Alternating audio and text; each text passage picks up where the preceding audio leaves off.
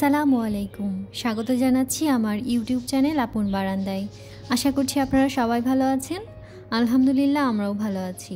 চলুন জেনে নিই অতিরিক্ত গরমে অর্থাৎ গ্রীষ্মের এই সময়টাতে আসলেই কি গাছ লাগানো উচিত?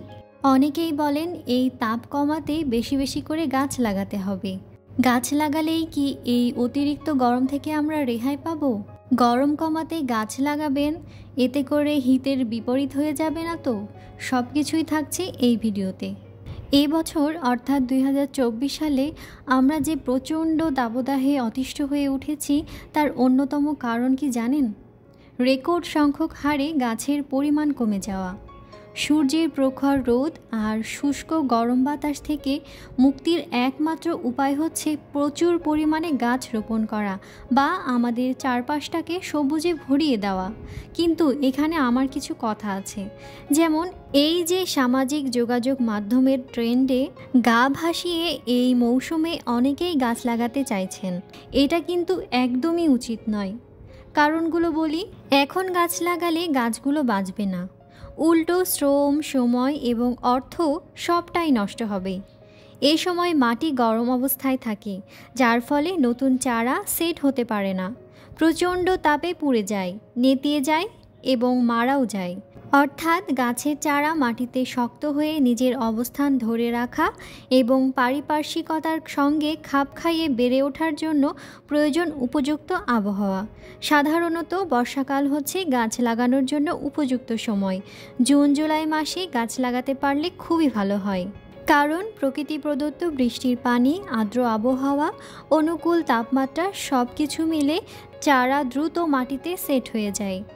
অর্থাৎ বর্ষার মৌসুমে গাছের চারাগুলো সুন্দরভাবে প্রকৃতির মধ্যেই বেড়ে উঠতে পারে। উপযুক্ত মৌসুমের গাছের চারা রোপণের পাশাপাশি তাদের অনবরত যত্ন ও পরিচর্যাও কিন্তু জরুরি। তা না হলে গাছের চারা টিকিয়ে রাখা সম্ভব না।